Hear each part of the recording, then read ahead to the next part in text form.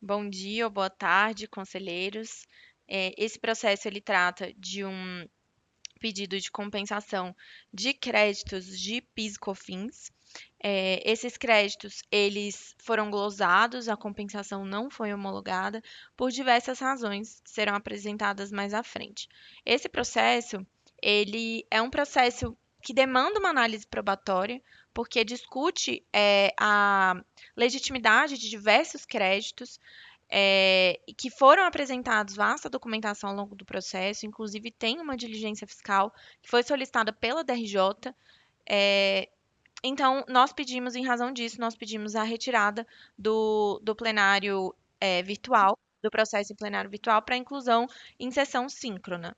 De toda forma, para cumprir o prazo regimental, nós estamos apresentando memoriais e sustentação oral, e caso o nosso pedido de retirada não seja deferido, passaremos aqui as razões do recurso voluntário.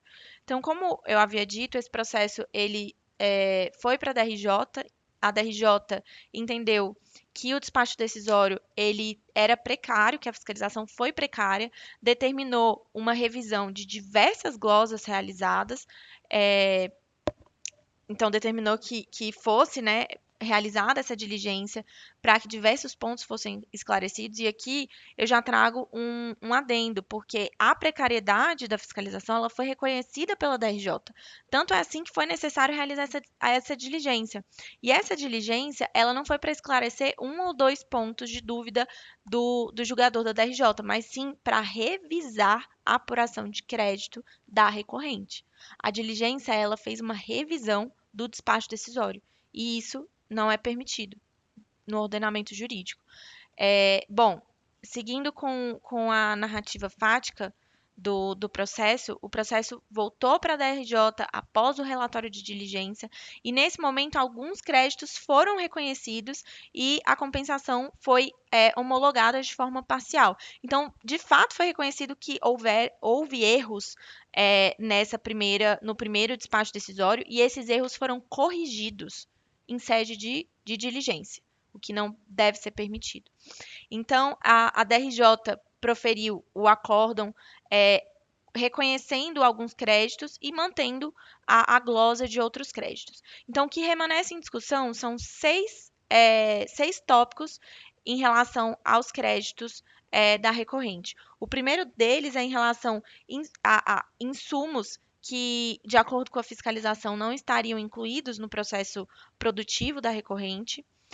O segundo seria partes e peças de reposição.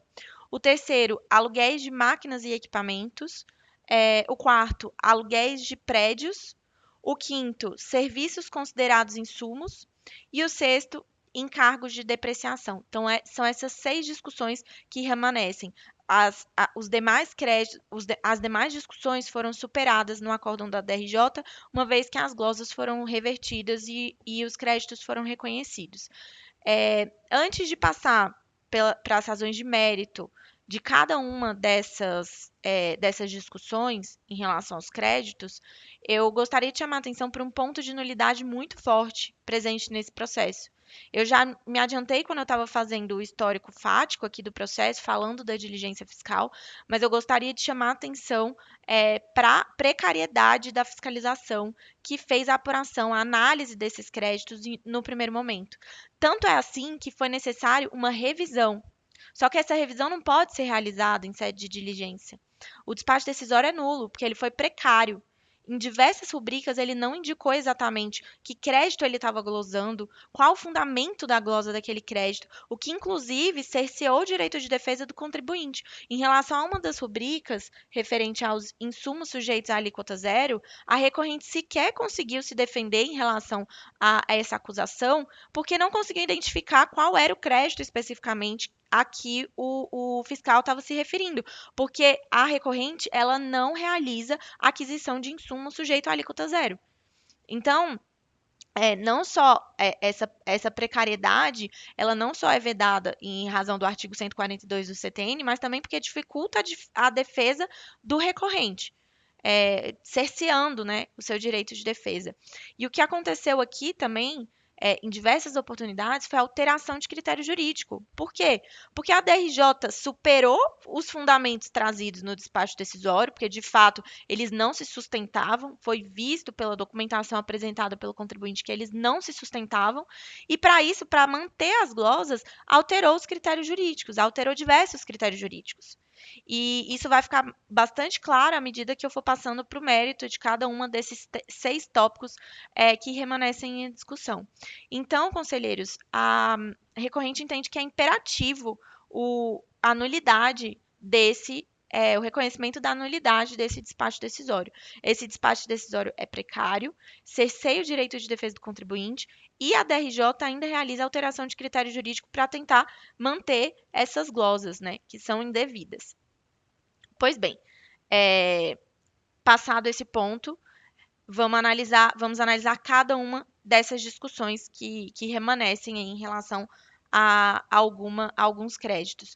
O primeiro deles são insumos que não estariam sendo utilizados no processo produtivo, né? Esse foi o argumento da DRJ. Por quê? Porque o argumento da fiscalização, ele foi um argumento já superado, inclusive em sede de repetitivo do STJ, que tinha como base a Instrução Normativa 247 e Instrução Normativa 404. Então, aí já consta uma alteração de critério jurídico, porque a fiscalização se pautou nessas duas instruções normativas. Em sede de DRJ, essas instruções normativas foram afastadas, mas os créditos foram mantidos, porque a DRJ entendeu que esses insumos eles não estariam sendo utilizados no processo produtivo da recorrente. E isso não corresponde à realidade, conselheiros. Esses insumos a que se referem são vários e eles constam, a listagem deles consta no item 96 do recurso voluntário. Então, vou citar aqui alguns. Quaternário de amônia, graxa food grade, gás GLP, ácidos, bases, vidrarias, enfim. Eu não vou passar de um por um, porque o recurso voluntário tá bem preciso em relação a essas rubricas, mas, de uma forma geral, esses produtos, eles estão relacionados à limpeza e higienização, não só dos insumos utilizados no processo produtivo, que são as laranjas, utilizadas para produzir os sucos concentrados de fruta. Então, eles são utilizados, sim, no processo produtivo, bem como utilizados para a limpeza dos maquinários e do estabelecimento. Porque, como se sabe, como se está diante de um processo produtivo de alimento, né, de uma empresa alimentícia, as regras de vigilância sanitária, as regras de limpeza e higienização são bastante rígidas. Então, a recorrente ela tem que seguir essas regras à risca. Senão, ela vai ser multada pelos órgãos reguladores sanitários. Então, são esses produtos. Outros tipos de produto que também são identificados são produtos para refrigeração desses alimentos, desses insumos e desses sucos concentrados. Então, não tem como alegar que não faz parte do processo produtivo a refrigeração de um suco. Se o suco não for refrigerado, um suco de laranja não for refrigerado, ele vai perecer. Então, essa refrigeração é necessária, assim, faz parte do processo produtivo da recorrente. E também os gases utilizados nas empilhadeiras que transportam os insumos e produtos dentro do processo produtivo, dentro do estabelecimento fabril. Então, entre uma etapa e outra do processo produtivo, há esse deslocamento dos insumos e dos produtos, e esse gás de LP ele faz parte, sim, de insumo desse processo produtivo.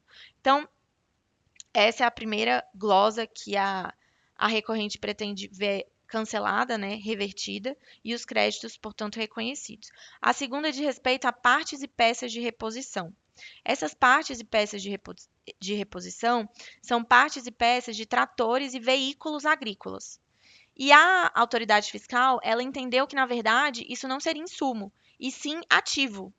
Eles deveriam ser qualificados como ativo. A DRJ, ela supera esse argumento. Ela fala, não, é insumo mesmo. Mas para que seja insumo, essas partes e peças têm que estar relacionadas a uma máquina. E ela considerou que tratores e veículos agrícolas não seriam considerados máquinas, não estariam dentro desse conceito de máquina, o que é um absurdo. De onde ela tirou esse fundamento? De onde ela tirou esse argumento? A recorrente ela traz um precedente do CARF que, inclusive, alega isso, que as máquinas agrícolas se qualificam como máquina para fins de tomada de crédito das suas partes e peças de reposição. Então, também por esse motivo, a recorrente espera que essas glosas sejam revertidas e, enfim, o crédito seja reconhecido. A terceira discussão diz respeito a aluguéis de máquinas e equipamentos.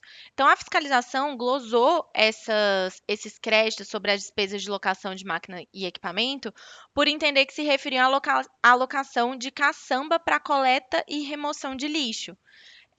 Só que a recorrente foi intimada a apresentar essas notas fiscais referentes a essas locações e a recorrente demonstrou que não se tratava de locação de máquina e equipamento para coleta e remoção de lixo, e sim que se tratava de locação de empilhadeiras, tratores, geradores, portanto, deveria ser reconhecido seu direito a crédito. Só que a DRJ, também em alteração de critério jurídico, alegou que, na verdade, a recorrente, ela demonstrou apenas por amostragem. Ela não apresentou todas as notas fiscais referentes a todas essas despesas, mas apenas por amostragem. Acontece, conselheiros, que o termo de intimação fiscal que consta nos autos do processo e foi referenciado aqui no recurso voluntário, ele requereu que a recorrente apresentasse essas notas fiscais por amostragem. Então, imagina, a própria fiscalização solicita a documentação por amostragem para a recorrente cumpre o seu dever prontamente, apresenta essas notas fiscais, comprova que não se trata para alocação de caçamba e remoção de lixo, e sim para alocação de geradores, de empilhadeiras, entre outros, e depois a DRJ não aceita. Não reconhece o crédito porque a recorrente não apresentou a totalidade dessas notas fiscais que não foram solicitadas a ela. Então, esse argumento é um absurdo e a recorrente espera que, de fato, essas glosas sejam revertidas e esse crédito reconhecido, porque a recorrente, através da sua documentação, foi capaz plenamente de comprovar que essas locações de máquinas e equipamentos não se referiam à alocação de caçamba para coleta e remoção de lixo. Passando adiante. A próxima discussão diz respeito a aluguéis de prédios. A fiscalização glosou essa despesa, aduzindo que não foi possível identificar que esses gastos estariam de fato relacionados a essa despesa de aluguéis de prédio. A recorrente apresentou o contrato de locação, que é capaz de demonstrar que essas despesas são decorrentes de aluguéis de prédios. Mas a DRJ entendeu que essa documentação não seria suficiente, também não apresentou mais explicações do porquê essa documentação não seria suficiente. Só que essa documentação ela é suficiente para demonstrar que, de fato, se trata de despesa com aluguel, com locação relacionada a aluguel de prédio. A quinta e penúltima discussão é em relação aos serviços considerados como insumos. Esses serviços foram glosados pela autoridade fiscal por entender que eles não seriam consumidos no processo produtivo, também se utilizando como fundamento das instruções normativas 247 e 404. Então, como visto, a DRJ afastou a aplicação dessa instrução normativa. Ela reconheceu uma parte dessas despesas com serviços, os serviços com fretes foram reconhecidos, só que os demais serviços não foram reconhecidos e também não foram fundamentados. A DRJ não apresentou nenhum motivo, nenhuma justificativa para que esses outros serviços não esses créditos referentes a esses outros serviços não fossem reconhecidos. E esses créditos referentes a esses serviços são, sim, passíveis de creditamento. Por fim, o último item diz respeito aos créditos de encargos de depreciação.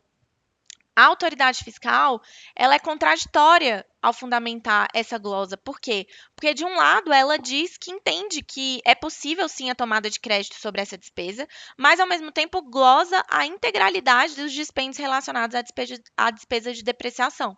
Então, fica contraditório e a DRJ mantém essa glosa e afirma que a recorrente não demonstrou, não trouxe um demonstrativo detalhado sobre cada bem constituinte da base de cálculo dessa depreciação.